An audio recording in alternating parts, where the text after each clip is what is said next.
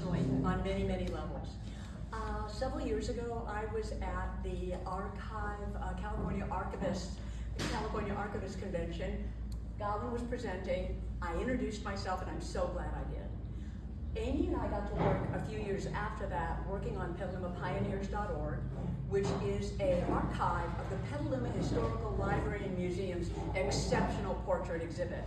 And Amy and I got to a point where we said, oh boy, a couple of these really old, wonderful box daguerreotypes and embryotypes we need help with.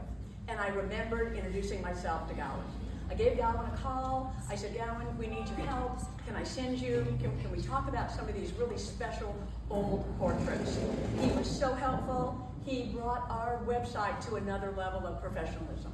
And I said, Gowan, will you be a consultant for PetalumAPioneers.org? And he consented, and as a result, our website really is to another level. So I'm really, really grateful that we've been involved with him.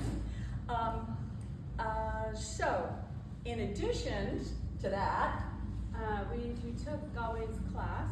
It was a several-week class on the identification and care of photographs. It started from the very beginning on. We learned how photographs were developed very early, all the way up to today. And a lot of the information that we are using with the website is how to identify correctly if a photograph is from 1870, what process they used, and then also all of the different layers, and just because there was several different ways that photographs were made, and you can identify it by looking at it with a microscope. We learned all of that, plus an amazing amount of information because Gowan has so much experience with restoration and photographs from very long ago all the way up until now. So we are very lucky to have taken the class. Okay, enough of personal kudos to Gowan. And now I'm going to read his official credentials, which are very, very impressive. Gowan is a photograph conservator in private practice in Marin County, where his staff of 8 restore fine art and family photographs and works on paper and also digitized photographic prints and negative collections.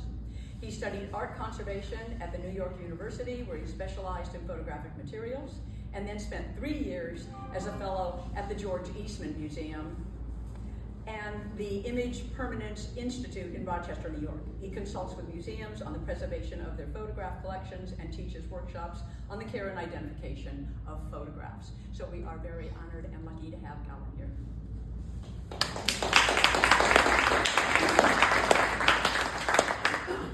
Thank you. Thank you, Paula.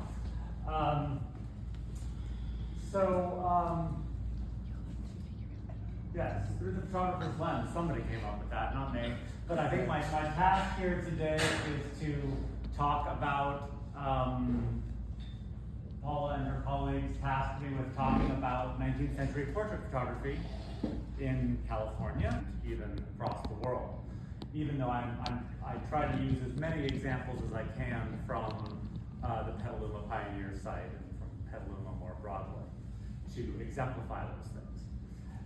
I'm not going to address preservation issues in any depth. They may come up coincidentally, and I'm of course happy to answer any questions during or after the presentation relative to preservation, restoration, etc. But just talking about the ins and outs of portrait photography itself is enough for an entire day, much less an hour. So here we go. There were a lot of photographic portrait studios in Petaluma in the 19th and 20th century.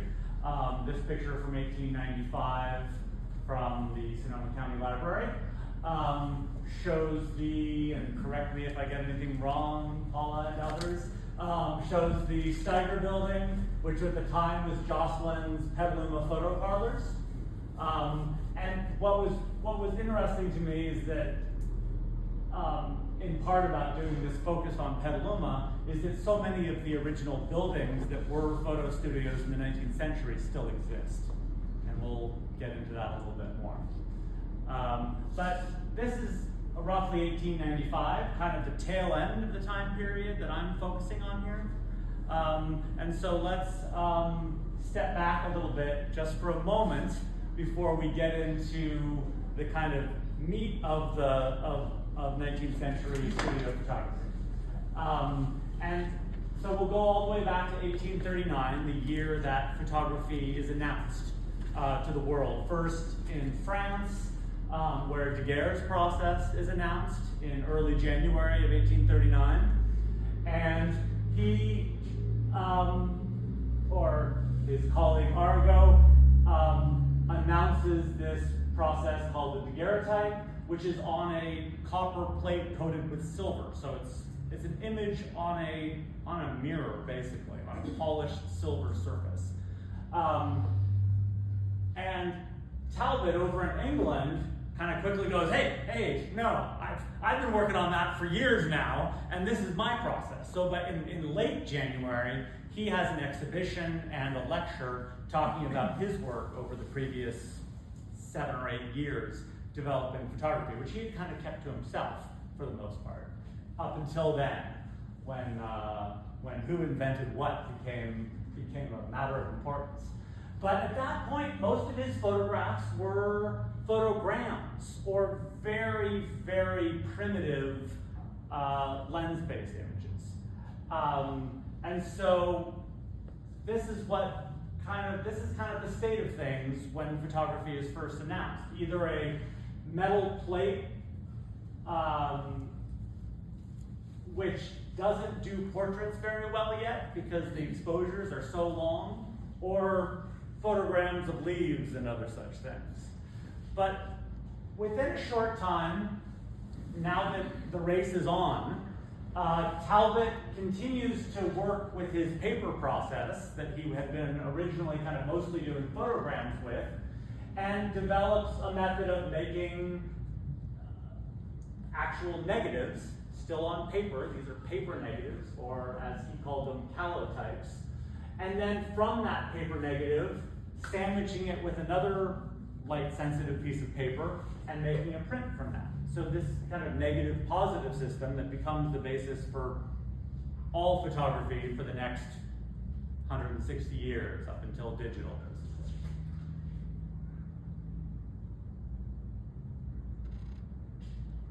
And the calotype and paper negatives, the paper negative and the salt prints that can be made from them are not especially well suited for portraits, since that's our focus today. They're better for kind of pictures of big castles and landscapes and whatnot. There's a kind of a graininess to them that's a result of the paper fibers that you're having to print through when you print that negative. But they're done well. They're one of the most beautiful processes that I see in photography from any period. But daguerreotype portraits really boom as in the 1840s because they are so well suited for portraiture. They're extraordinarily sharp. Exposure times are quickly reduced to under a minute. It starts when it's first introduced at maybe 10 minutes during the day outside.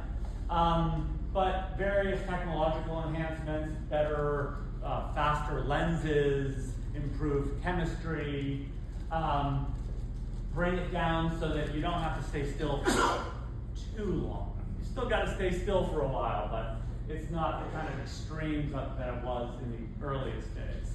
And so in the 1840s, because of the extraordinary detail possible with the daguerreotype, and also because the daguerreotype process was given free to the world, except for England, you had to pay for it there. But everybody else in the world got it for free in terms of the license to use the process. And whereas Talbot's process was still he kind of tied it up with licensing fees, so it didn't spread quite as rapidly. So the daguerreotype took off. In the 1840s and the early 1850s were all about the daguerreotype. I mean, it was kind of synonymous with photography. There was the paper negatives, but they were kind of a sideshow at that point. In the early 1850s is the beginning of the technologies that kind of dominate the rest of the 19th and certainly the rest of the 19th century. And that's a combination of a glass plate negative, known as a wet collodion negative, which used to be a very obscure thing, but now it's done actually by a lot of people, kind of modern recreation of historic processes and so forth. So you have these wet collodion negatives, and which, once they're dried, are not wet anymore, but they're very wet throughout the processing and shooting and developing and so forth. They have to stay wet through that period. That's why they're called wet collodion negatives. But once they're all made, they're just kind of a dry glass plate negative, and the albumin prints that are made from them. And I'm going to show you how, so this pair of the wet collodion negative and the albumin print become not the only, but effectively the only way to make a photograph for the next 30 or 40 years. And so we'll focus on those, and I'll start with the wet collodion negative and a modern recreationist, some pictures of some people who use this process today. Frank Scully and Mark Osterman of the Scully and Osterman studio in Rochester. And I'll hold this piece of glass as kind of my example. It's a wet collodion negative of me, or two of them side by side, taken one after the other, with a kind of a sliding back in the camera. So you start with a piece of glass, and you pour the collodion, which is just cellulose nitrate, or plastic, made from cotton, mixed, dissolved in alcohol and ether, just to make it a pourable liquid. And there's some salt in there. Let's call it cadmium iodide, or potassium iodide. That would be a good salt to use in this case. It's usually a little more, it's usually a mix of salts and a little more complicated, but let's call it potassium iodide. You pour that collodion on, and you have a little pool in the middle, and you tilt it around to the different corners, and then you pour the excess off back into the bottle. You kind of move it back and forth as it's pouring back in, kind of randomize the pores so you don't have these kind of obvious streaks, kind of pore lines within the image. And then, let's see if that's pictured. And then you place you put your coated with collodion plate onto a little wooden, or these days usually plastic, kind of hook, and you dip it into a bath of silver nitrate. And the silver and the silver nitrate reacts with the iodide and the potassium iodide and makes the light-sensitive salt silver iodide in the image layer, in that collodion image layer. And so now it's light-sensitive. And so then you pick it up out of the silver nitrate bath that you just sensitized the negative in, and you put it in the back of a big view camera, typical 19th century big old view camera. And you have the lens cap on, and then you get your sitter ready, and you say, okay, we're gonna start the exposure, and you take the lens cap off, and you count. 1 elephant, 2 elephant, and maybe it'll take 30-second exposure might be typical. I've seen them range from about 10 seconds up to a minute, depending upon the speed of the lens and the size of the camera and the size of the skylight and how bright it is that day, how cloudy it is.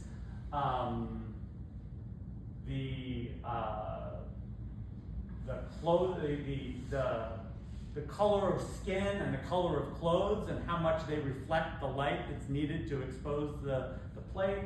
Many different factors. So we're in that kind of range of 10 seconds to a minute. And then you finish up, and then you take the plate out of the back of the camera, and you pour some developer on it, and you watch it come up, and you're like, oh, that looks good, that's enough, and done.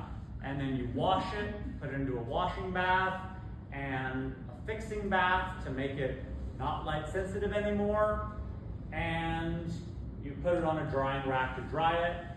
And then the last step is after it's dry, is you pour some varnish like shellac or Damar, Sanderac, some kind of natural varnish, onto the plate. In this case, only this side was coated to kind of show what happens when you don't coat them over time.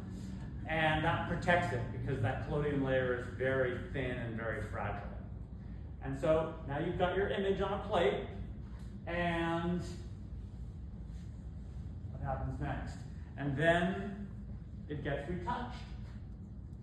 And in this case, you can see it's being kind of lit from behind by the window, and you then come in and you retouch because, do I have an example? Yes.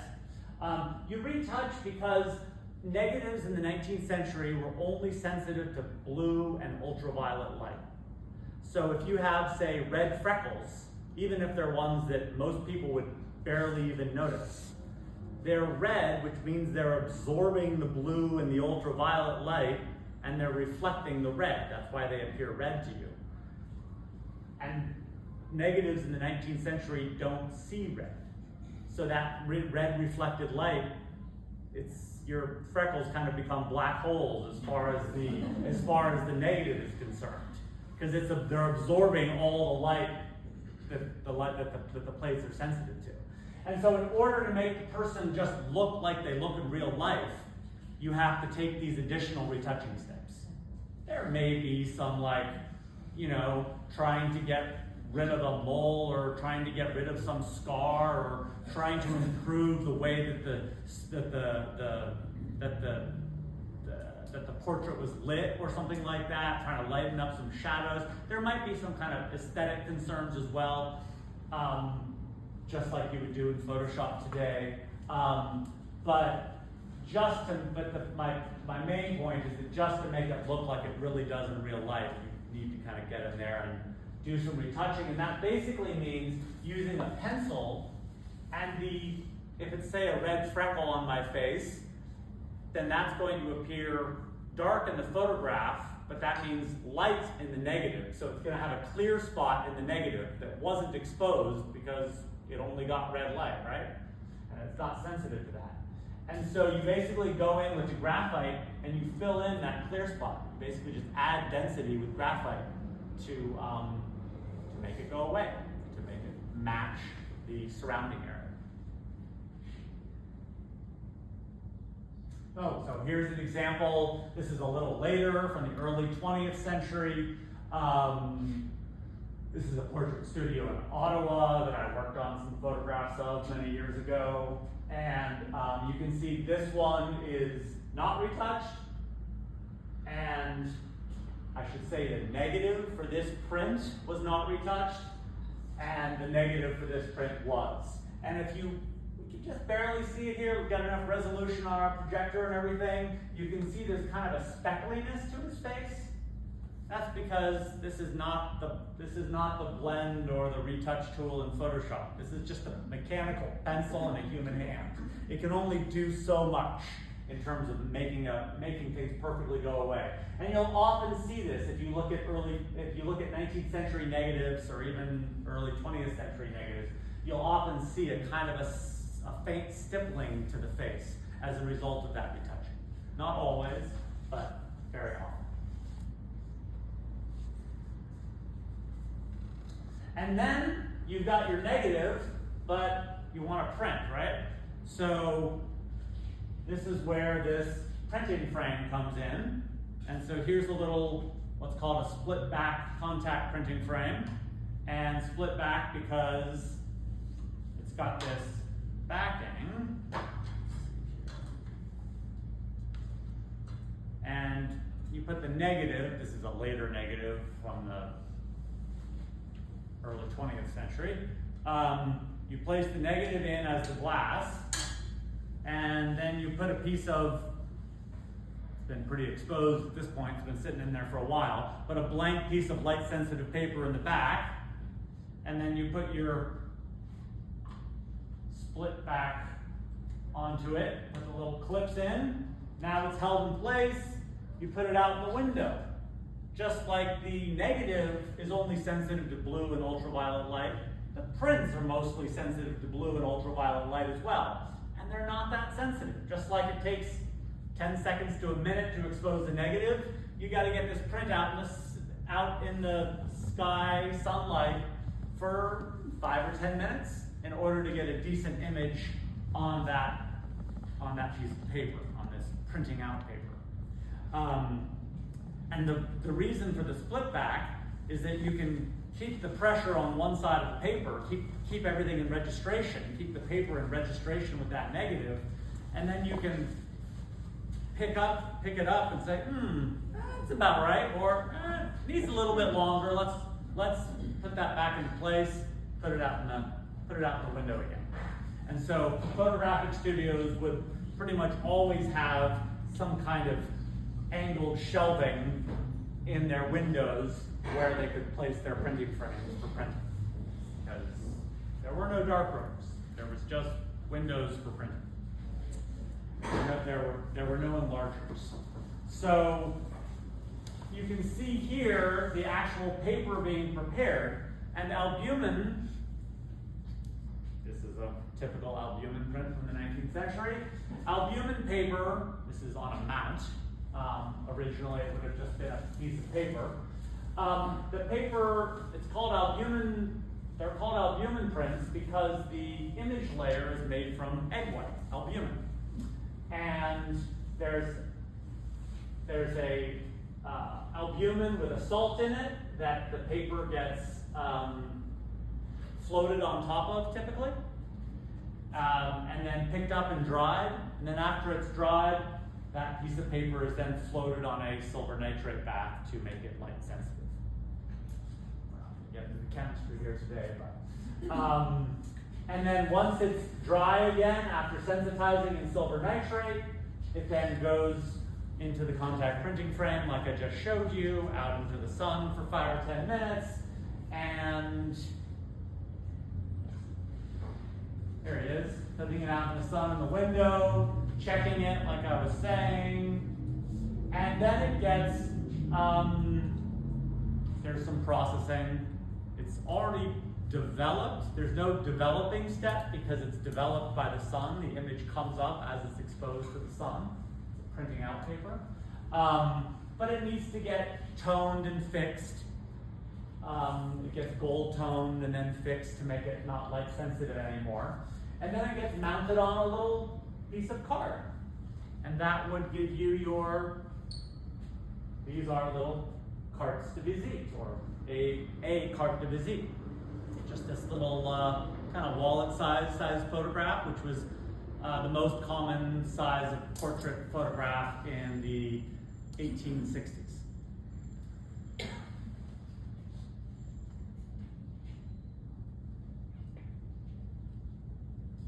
So we have this guy. This one's actually from Petaluma here, our first one from Petaluma. We have this kind of smaller carte de visite in the 1860s, and these kind of fade out in the late 60s, well, more like the early to mid 70s.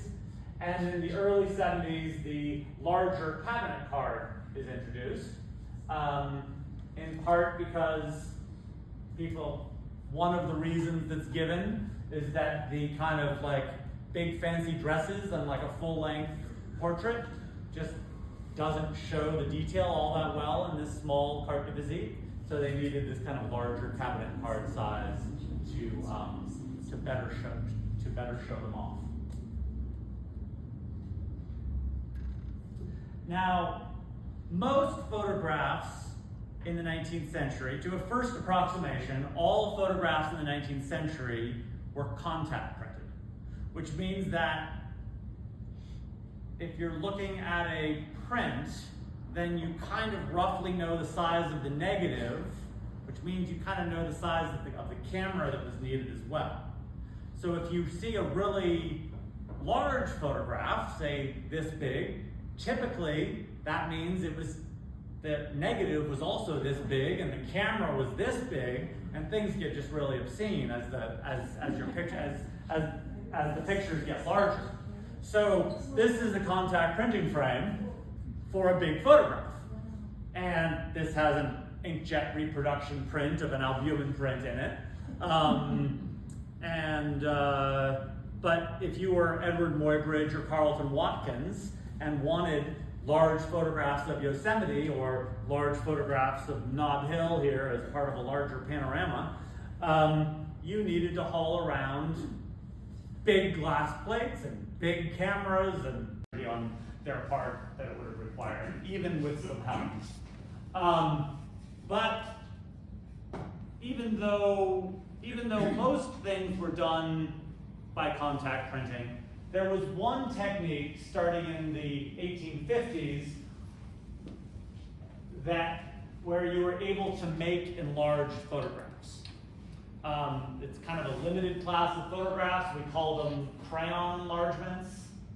And they're generally, they're often oval, they're very often convex, and they have convex glass over the top of them, but they can be flat as well, and they can be rectangular as well. They're typically about 13 by 19 inches, horizontal or vertical, but they can be smaller and bigger.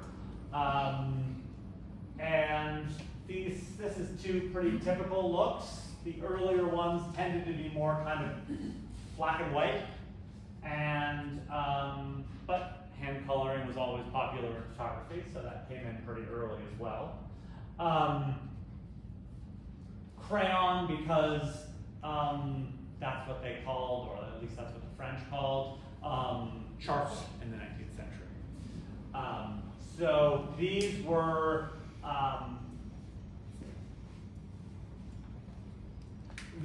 photographs made with an enlarger that used the sun as the light source. And they could be through a wall like this in a photographic studio with a mirror that rotated to kind of follow the sun. And you put the negative into the enlarger, it projects it onto an easel where you have a piece of light sensitized paper, and you're basically making a salt print typically, just the kind of simplest possible image on a plain piece of paper. And then it was typically done as kind of a weak image that was then but you had enough of an image that you had like details of the hair and the eyes and the basic outline of the rest of the figure. And then the artist would go in and complete it, color it, finish it, add a nicer jacket if he was wearing a t-shirt or whatever. I mean, they sometimes they changed a lot, sometimes they mostly left them alone. And you could also do it where this is a direct solar camera, where instead of angling the light in with a mirror on the outside of the building, it's all just happening inside this box. You put the negative into a little slot in here, and it projects the light into the back of the box.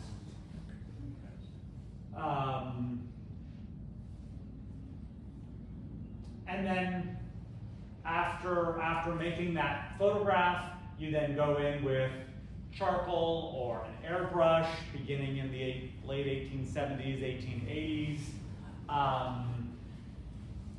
Watercolor, gouache, you name it. Lots of different techniques for retouching these. And these are both crayon enlargements here from the whichever collection they're from, whichever Petaluma collection they're from. Yes, there we go. So in this case, in this near one, it was originally a tintype, right? That's what we're thinking it is? Yeah. So it was originally a tintype in one of these, what were originally daguerreotype cases, but were later adopted for tintypes and tintypes and ambrotypes. You don't usually find tintypes in cases, but sometimes you do. So this was, probably from the do we have a date here? The original is probably from the late 1850s, I would guess. And then it was re-photographed. So this was like set up on a little easel and the camera was pointed at it, re-photographed. And then that negative could then be placed into a solar enlarger, into a solar enlarger. And a weak image made, or not so weak. And then they went in with some retouching. All this white here is retouching, although it doesn't look like it would have looked originally, because originally this paper would have been a lot less brown, and so this white wouldn't have stood out so much. Looks a little bit odd now, right? A little bit kind of a mismatch.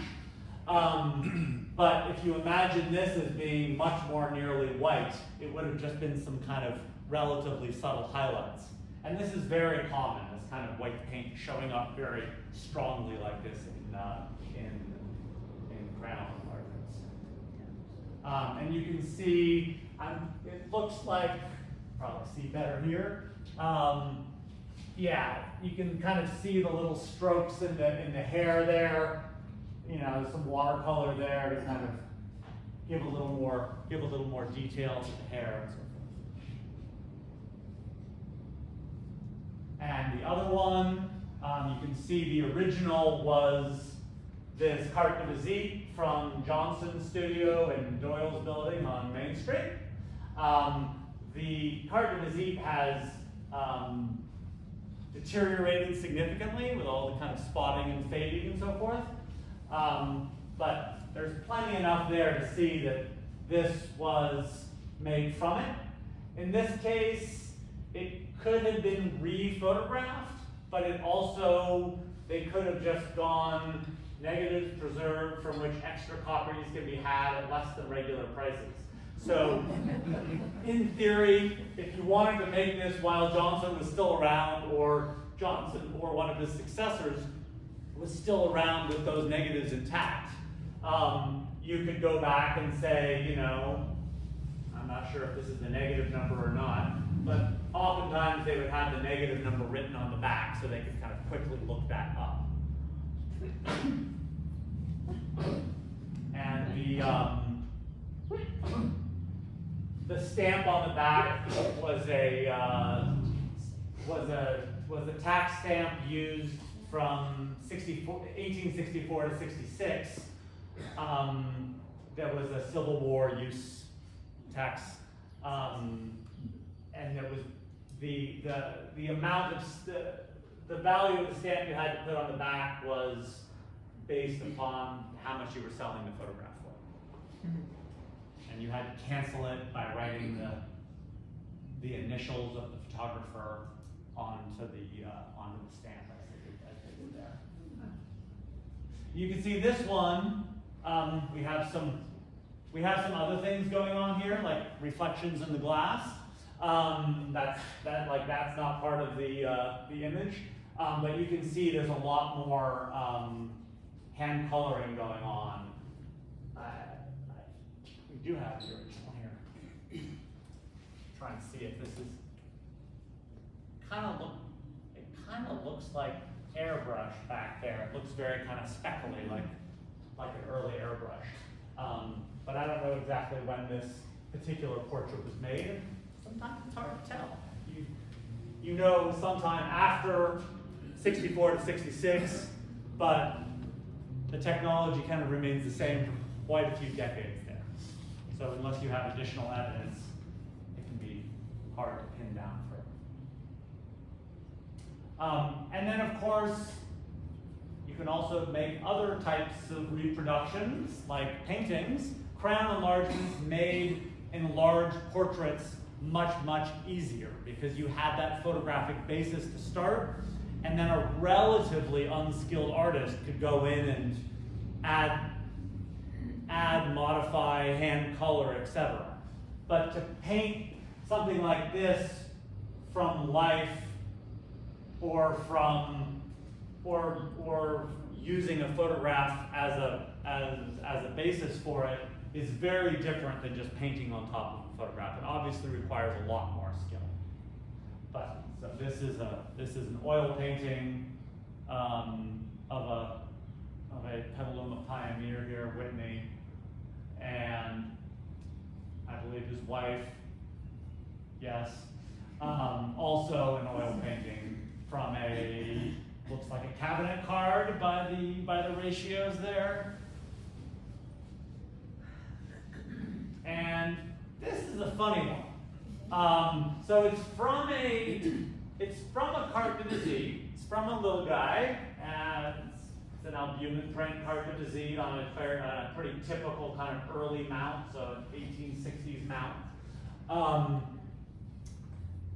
But this enlargement appears to be a gelatin silver print, which were introduced in 1885, so it's a much later enlargement, and it hasn't been significantly, well, two things. One, it's not the same image.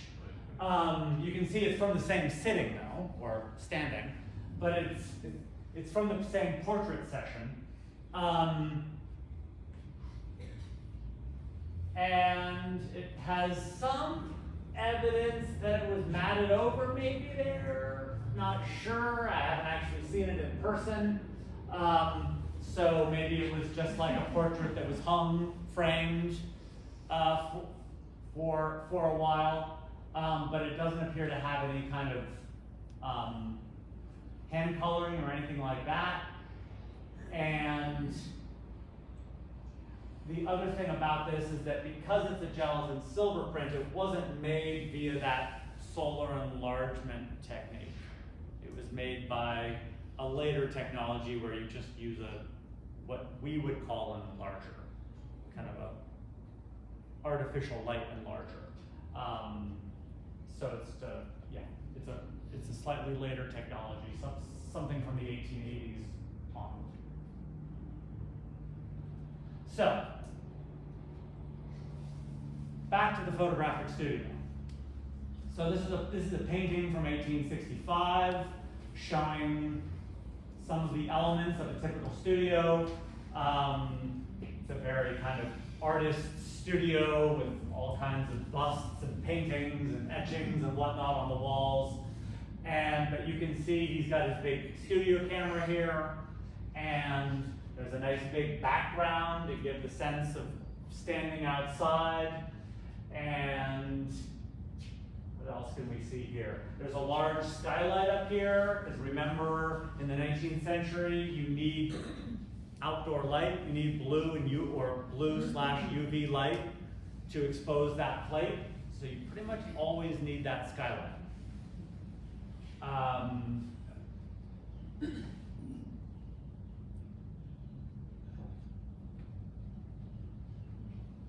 Here is a skylight in Buffalo, New York, which is obviously still there today. And you can see both the vertical windows and the slightly slanted windows. This would be called a double slant skylight, and it was there in the 19th century. And it can be a lot of fun to look in cities if one is into this kind of thing. Look for old skylight studios, either ones that are recognized as them and kind of still set up in their historical setup as a studio, and ones that are no longer recognized as being skylights, or and have just been turned into ordinary skylights, not photographic skylight studios anymore. And they kind of had to have curtains that were controllable so that you could modify the lighting based upon the brightness of the day and what kind of lighting you're looking at. We'll look at lighting a little more.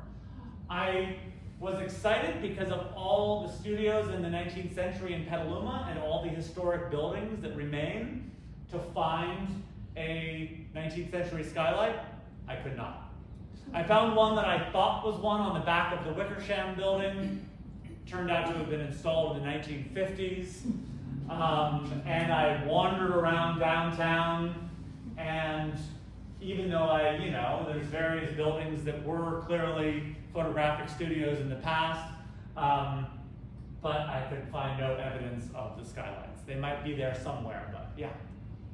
you might know this, but Murray Rockowitz, photographer back there, had his office, or had his studio on the second floor of the Steiger building. Yeah, So it continued that use. continued until very recently, yeah.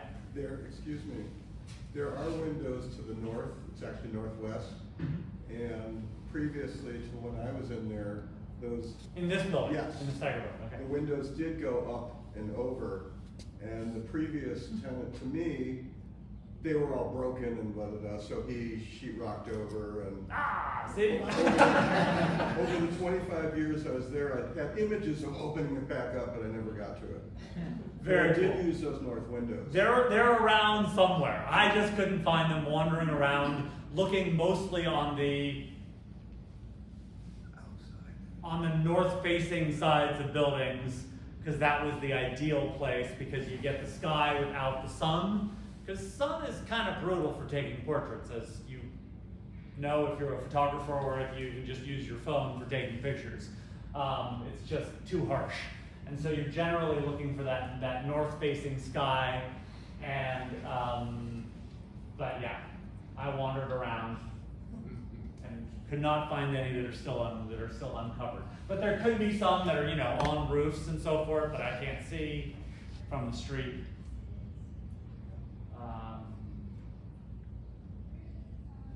Here is Scully and Osterman's studio in Rochester, New York, where my portrait was taken. With that, yes, with that very chair there. And you can see a few elements here. One, you can see the skylight itself, which has blinds on it to curtains on it that you can adjust so that you can determine where the light's coming from. Is it coming from up high, or what proportion of light is coming from higher up versus further down? There's this scrim here, which helps kind of soften the light before it hits the head. And then there's a reflector on this side, so that if you don't have another window on this side, which you typically don't, typically it's just the single skylight, which is the source of light, you have a way of bouncing the light, blue light in this case. Nice for it to be blue, because that means it's bouncing the blue light, which is what the camera sees, to kind of fill the shadows a bit on the shadow side. Not too much, you don't want to make it too bland, but you also don't want to make it too intensely contrasted.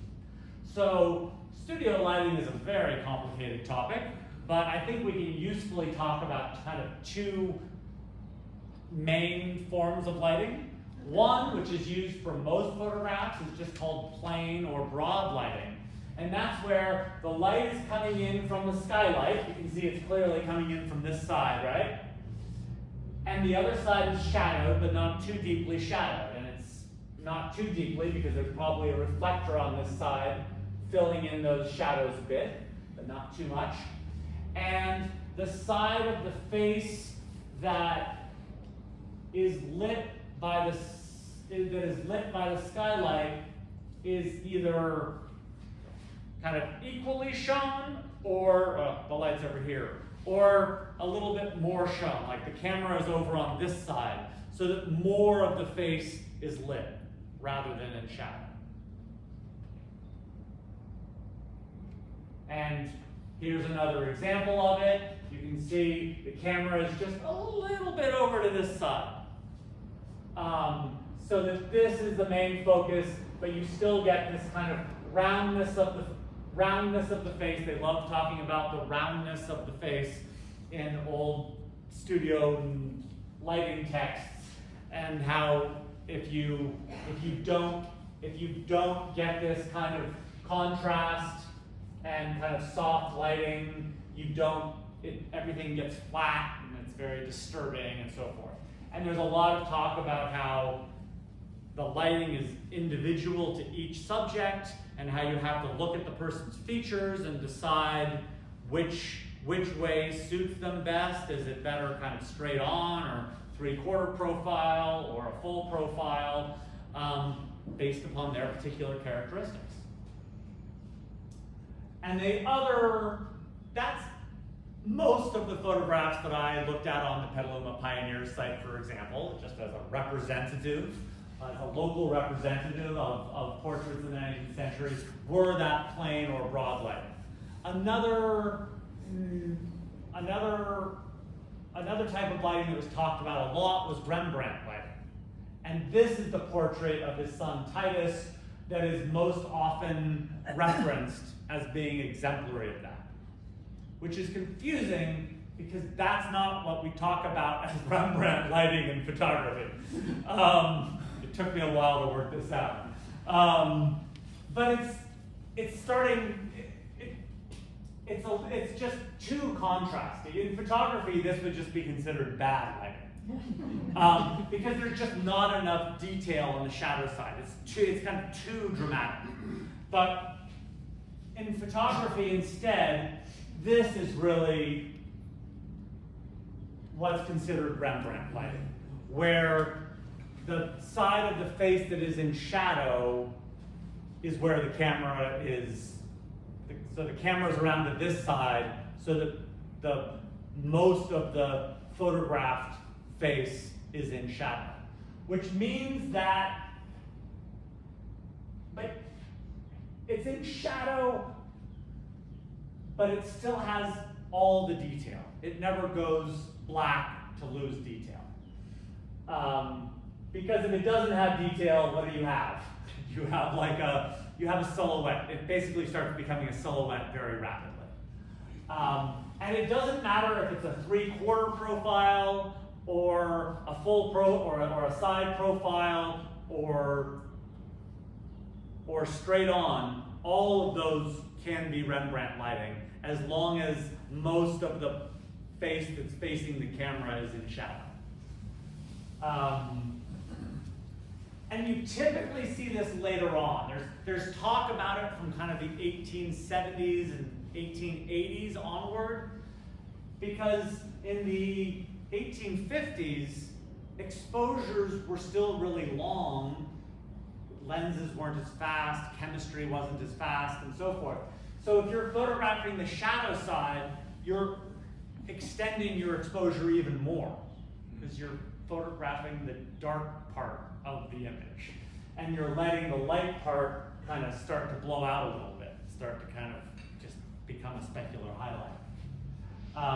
And so I think there was never any discussion, but logic says that Rembrandt lighting becomes more popular as the technology allows it, basically. As your exposure times are reduced and you have some spare light to play with later in the 19th century.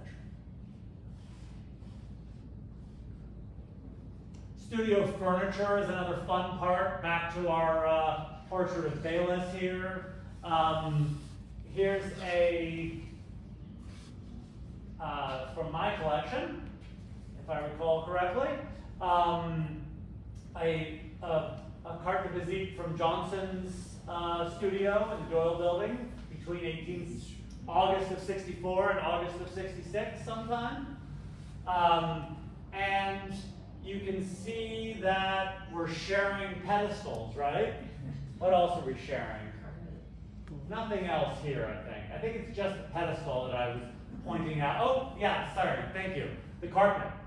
The rug, whatever exactly that is in this case. And then here's another portrait from Johnson. Oh, and I should make the point that I didn't just a second ago, but it's the same here, which is that this is the Johnson studio, and this is the Lent studio, which he took over from Johnson. And with that came all the furniture, apparently. So we still got that same pedestal, but now we see the chair too is also shared between those two. Pretty sure it's the same chair. And I think we have more examples. Hugh Anderson's Sunbeam Gallery on Main Street. And we just have this, just talking about posing chairs in general. These I'm not going to get the technicalities of the textiles and the furniture names correct, but the fringes, tassels, whatever, and these posing chairs had a almost magic trick level of adaptability. I mean, most basically, they could be, the armrest could be brought up and down like quite dramatically, so that it could be a standing chair for a kid or for an adult. It could be a sitting chair for a kid or an adult. But there was also a lot of swiveling and other adjustments that you can't necessarily look at the chair and kind of see in a photograph. Because if you're only going to have a few chairs, they need to be very adaptable. And they were making them specifically for photographic studios. Hugh Anderson, oh yeah, so here's another Hugh Anderson photograph with 72 and 73, so same dates here. This one's a lot more faded, but they're both albumin prints. But you can see I'm pretty sure it's the same chair, yeah, same stripies on the upholstery on the top there. And chairs, this is obviously not a Petaluma portrait. Then I just thought of this because this is one of these chairs that's often discussed. It also sold for $450,000, just the chair, not the photograph. At Bonhams a number of years ago now. But this is what's kind of known as the Brady chair. This is a portrait by Alexander Gardner, one of Brady's photographers, of Lincoln, obviously, President-elect Lincoln. And it shows up again and again. And those kinds of details can be really useful in dating a photograph, knowing where the photograph was taken, etc. So here's a couple of chairs from some photographic supply catalogs of the 19th century. Anthony's was one of the big photographic suppliers, and they're kind of illustrating to you that this, you wouldn't think that this whole thing can be moved. It can. The whole thing goes like straight up in the air. Sliding back position chair. And famous, oh yeah, and this, if you look really closely, even though it's somewhat faded, you can see that there's two, I want to say triangular, but not exactly, three supporting things. You can see that there's two of those back behind. There's one there, and then there's another one there. So each boy has one of these headrests, or what was early and jokingly called a daguerreotype, because they were used so much in daguerreotyping to hold the person still. And it was just, it didn't actually trap you, but it just gave you something to kind of lean against, so that you could, you weren't just kind of doing this while standing there for a minute, kind of gently swaying back and forth, which is not a good look in the final photograph, especially with a really sharp photograph, which the daguerreotypes were extraordinarily high resolution. People were really like, they were getting out their magnifying glasses to look at those things, and so any amount of movement would have really been kind of ruined the extraordinary effect of those early years of photography.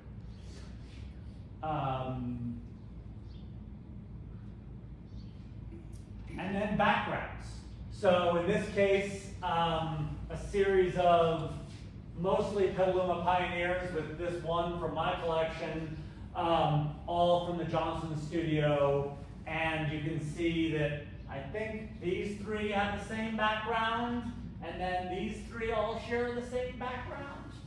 But of course, they move around on the background between different portraits, so sometimes you have to have more photographs of the background to tell that the two images share the same background. You can see in some cases, in some cases it shares the floor as well, and in other cases not. And you could get the backgrounds, you could get the backgrounds kind of with these stands, and you could kind of pull out whichever, move to the top and pull down whichever one you wanted. They varied in size from like 4 by 4x5 up to like 9x12 feet. They got fairly large, and you could also get extensions. You could get these 7-foot extensions on the floors to kind of add to the effect, so you could get this kind of seamless background, including the floor, and not have to have a carpet or whatever. They were painted on fabric, typically sailcloth, and they were both supplied by major manufacturers and also just hand painted by local artists as well.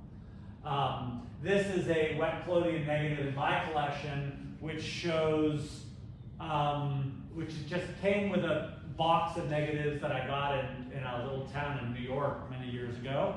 And one of them, most of them were just portrait negatives, but one of them was this kind of picture of backgrounds. So if we invert it and blow it up a little bit, we see, I don't know if these are commercial backgrounds or just like a local artist, or I don't know anything about them. But I thought it was really cool that they kind of took a photograph of each one, printed it, tacked them up onto the easel, and then photographed them all for, I don't know what purpose, but it's fun to see all the backgrounds they were using at the time. Client could choose his background. Yeah, exactly, something like that perhaps. Now, anything else I wanted to say about that? No. Now, in 1880, a really big deal happens. I mean, as with anything, there's a bunch of experimentation and prototypes and early attempts and so forth, mostly in the 1870s, kind of leading up to this. But around 1880 is when gelatin emulsions start being used. So they get away from this kind of two-step sensitization, pour the collodion, dip it into silver nitrate business, which I didn't really mention this in any detail, but when you do that, because the emulsion on these negatives, or I should just really say the image layer, but because the image layer is made from collodion, which is a plastic, if you let the alcohol and the ether evaporate completely and let that collodion layer dry, it doesn't let the developing and fixing solutions in anymore. So you have to keep them wet until you are completely done. And so it's just usually not that hard, but if you're working and if you're a pioneer photographer working in the desert Southwest or something on a really hot day, you might have a hard time keeping this thing wet because the alcohol and the ether is going to evaporate quite rapidly. So you might need to put a bowl of water inside your camera or other kinds of tricks to kind of keep it moist until you finish the exposure and get it into get the developer port onto it. And so with the wet plate collodion process, you have to make your negative on the spot at the time. There are some ways around that, but for the most part, you had to make it on the spot. With gelatin, when gelatin emulsions were introduced, and some changes in the silver chemistry that came with that, all of a sudden you can make the gelatin dry plate, as they were called, in contrast to collodion wet plate. You can make the gelatin dry plate in a factory, box them up, sell them to the photographer a few weeks or months later. He can have them sit around, he can take them on a trip, he can load them up, take the pictures, stick them back in the box, take them back to his studio and develop them a few days later. You've got a lot of time.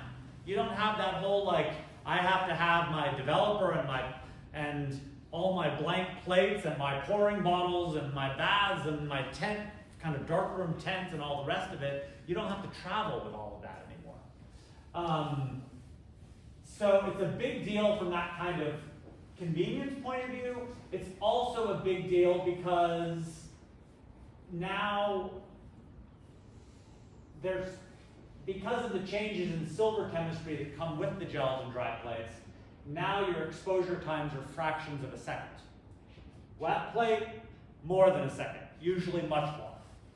gelatin dry plate, pretty much always fractions of a second, which means you also need new technology on your cameras, because you can't sit there and go 1/1000, 2/1000 for 30 seconds and get a reasonably accurate exposure anymore. Because now you're trying to time a 30th of a second or a 60th of a second. You know, you can't do that. You're gonna, yeah, doesn't work. And so now you need mechanical shutters, and this also gives you the ability to coat your gelatin emulsions onto plastic films, so you're not having to use glass plates at all. And you can have not just a single sheet of film, which is super convenient and light, but an entire roll of 100 exposures in the early 1888 first Kodak camera, which took these little round pictures for those few years. It's complicated. It was introduced in '88, but the plastic films were introduced in '89. So that really changes everything, and it also means that your ability to do more kinds of fancy lighting, like Rembrandt lighting, for example, all of that's kind of revolutionized. You can also take pictures at night, instantaneous photography, as you'll see it advertised on the backs of, not on the back of this one, but on the imprints of the studios, they'll say instantaneous photography. And that's not a Polaroid, that's just being able to take photographs without having to have people all like this. And also being able to take them at night on cloudy days and so forth. And just to kind of wrap this up, although I focused on the wet plate collodion and the albumin print, because in the 19th century, most photographs are albumin prints and most photographs are taken with wet plate collodion. As we get towards the turn of the century and the introduction of gelatin dry plates, there's also a kind of a revolution in the number of ways that you can make a print from that negative. And that included platinum prints and cyanotypes, those blue guys back on the back wall there, and collodion printing out papers and gelatin printing out papers and something called matte collodion, and then eventually these gelatin silver prints, the black and white prints of the 20th century, that by 1915 all of these are gone. So you look at an album around the turn of the century, and 10 years before, it was just albumin print, tintype, albumin print, kind of relatively monotonous. Around the turn of the century, albums start to become much more colorful. There's some reddish brown, and there's some purplish brown, and there's some blue, and there's some black. It's kind of all, they're really just aesthetically beautiful, these albums around the turn of the century, because of all the colors. So you've got the albumin prints, and you've got the gelatin printing out papers that come in around the turn of the century, and the collodion printing out papers, and the very fancy matte collodion papers. And I've got some ID charts in the back that you're free to take with you that give some tips for how to figure out which one's which can help you, which can be one way of dating photographs, in addition to things like the Lego mutton sleeves, or the skinny or the fat ties, or the bicycles, or whatever. In addition to content, figuring out what process it is can be useful, just because they're introduced and used at different times. And then, in addition, you have things like, we only talked about the carte de visite and the cabinet card, but there was a lot of other card-mounted photographs, which had some names that everyone agreed upon, and some just made-up names that different photographers made up for advertising purposes. The Paris panel, and the boudoir card, and the carré, and so forth. And those can be another kind of fun way of categorizing them.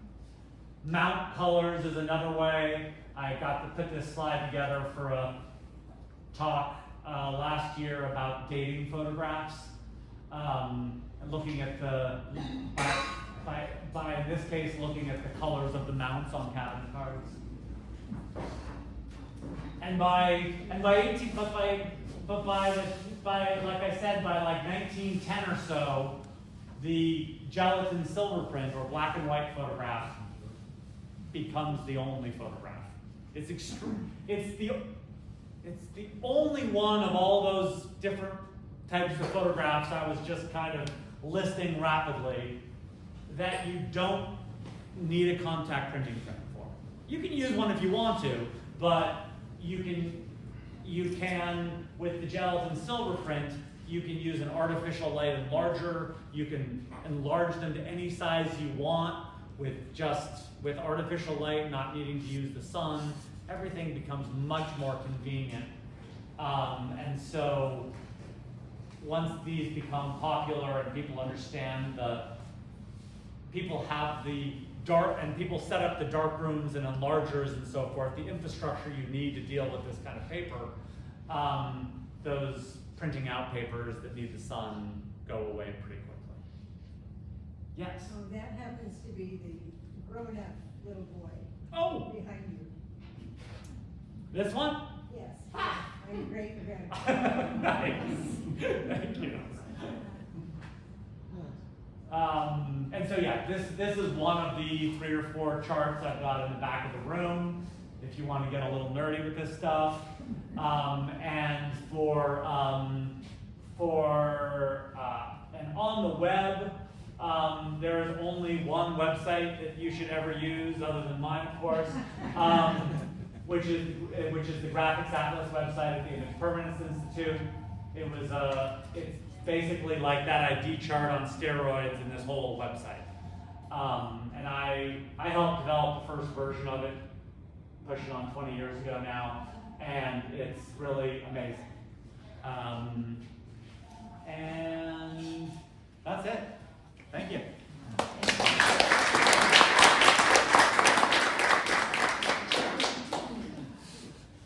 We invite y'all to stay around. Gowan will be here, Connie will be here, Amy will be here, I'll be here, Barb will be here for questions. Please come up, ask us any questions that you have. Enjoy the display of some of the Petaluma Historical Library and Museum's portraits. It was set up by Barb Maxwell. Thank you, Barb. She is a wonderful artist who does a lot of the displays at the Petaluma Historical Library and Museum. And all of the images in PetalomaPioneers.org were either donated by Petaluma citizens, the originals, or scans of their originals. So the Petaluma Historical Library and Museum has this magnificent collection of pioneer portraits. It's phenomenal, the quality and the extent of that collection, and it's all because of Petaluma citizens who have either donated their originals or allowed the museum to scan the images and put them and save them for posterity. And among some of the people that have done that, prominent Petalumans, Lee Torliot, John Sheehy, Ann Nissen. You can see her fabulous portrait of Abigail Haskell, who was one of the important suffragists here in Petaluma, and Larry Reed. And the 2 wonderful crayon portraits up here were donated just recently by Kathy Belstrini. She's here with us and came to the event. So please feel free, enjoy the display, ask any of us any questions you might have, and the scanners are up and ready. And I just want to mention that if you have work, depending on how many people are wanting to get things scanned and how much time, we're going to start with 2, but let's see how many people are there. I also want to mention that the library